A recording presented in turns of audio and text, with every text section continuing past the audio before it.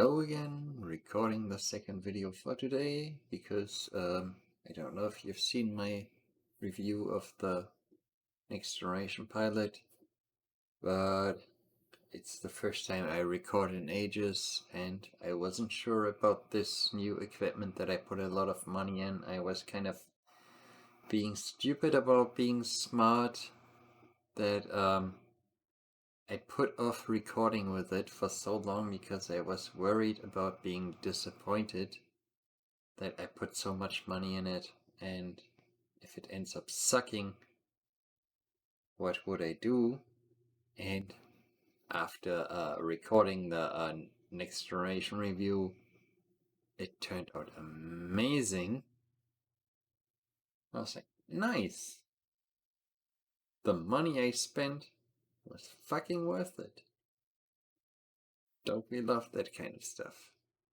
Yeah. Should spend money on new sunglasses because these are old and bent and fucking annoying. I was checking my last Voyager review. I was actually under the impression that the next up would be Ex Post Facto episode 8, which I was dreading because it's an episode that has so many good ideas and I just don't like, which makes it really hard to review. But when I was checking up, I realized I didn't even do the previous one, Eye of the Needle, yet.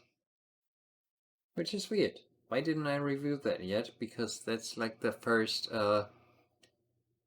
Voyager episode was a really good Star Trek-y kind of story. It had the same Voyager problems that were haunting the series from the beginning, that we don't really get a grasp of the dynamics of everything. Like, they are members of the Maquis, a terrorist organization on the ship, and there's a guy, Ensign Kim, fresh out of the academy.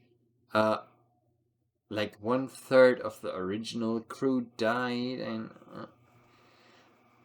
in the beginning of the show we never got any kind of feel for that, what was going on the ship, and this episode continues that.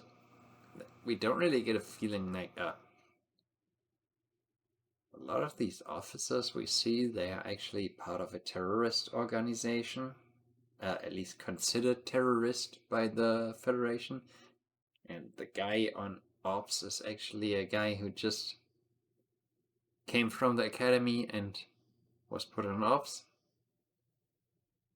And the guy, the security officer and tactical officer, was a guy who spied on the terrorists. And we never get any sense of any of that, and we never get any sense of who Captain Janeway is. That was a really fucking big problem for Voyager in the beginning, which is why back in the day, like, I watched all of Voyager in, like, I don't know, 2006, 2007, like way after it aired, because back in the day I was like, I watched the first 2 episodes and I was like, Deep Space Nine is on at the same time as this, I'm just going to watch Deep Space Nine.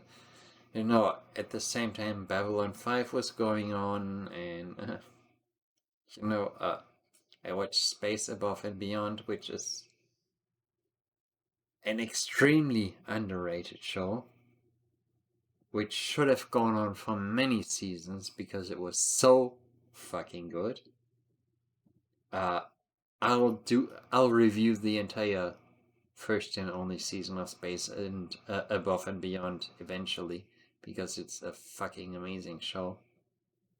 Amazing characters, incredibly dense storytelling. It's like, for modern viewers, it's like Ron Moore's For All Mankind, where in a single episode more happens than in most serialized shows over a season. It's just really densely packed, but I digress completely. Voyager I didn't like back in the day, but I watched it years later, like I said, like in 2006, I don't know. And it had all these problems that we had like terrorists and guy fresh out of the academy all on one ship and the Vulcan spying and everything. I mean, it never got a sense of anything. My cigarette refused to stay lit. But it had the first really Star Trek plot, like they seem to have discovered a way home, a wormhole leading to the Beta Quadrant, to Romulan space. And it turned out they can't fit the ship through it because it's a really small wormhole, like 20 centimeters, like this. Like literally like this, a wormhole this size, the size of my head.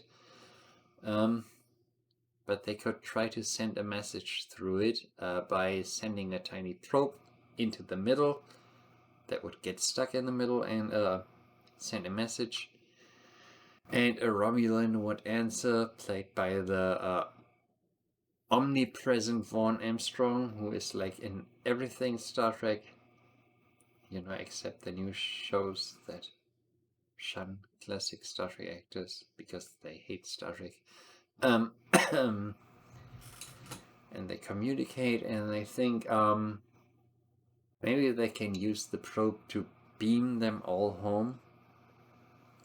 They would have to abandon the ship, but they could beam all home, and they'd be home. But then it turns out there's actually time displacement, and that Romulan is from 20 years ago. So they just give him some letters and hope he can deliver them. Later, Tuvok finds out, I think, that the guy died shortly after. Yeah, it's like really Star Trek. It has like so many Star Trek elements that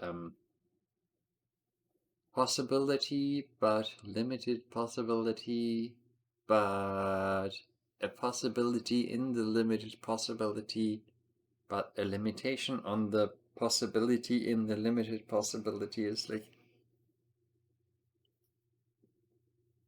it's really well thought out and really nice Star Trek-y kind of story. And it just played really well. Like when I was first watching Voyager when it first came out, I said twice already. I only watched a few episodes and then I got sick of it. But that was one that stood out for like, really doing Star Trek.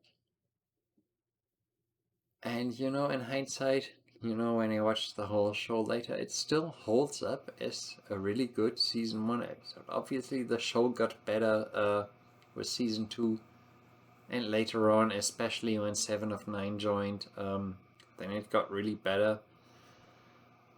But as a season 1 episode, this one really holds up. It's a really good episode, like, has really sci-fi kind of thought and creativity behind it. It's not the most amazing thing I've ever seen in sci-fi television, but it's good. It's good Star Trek. There's nothing to complain about. It's really good. That's the basic gist of it. It's Voyager with its starting out problems, but it's a really good Star Trek episode, a really good sci-fi episode, and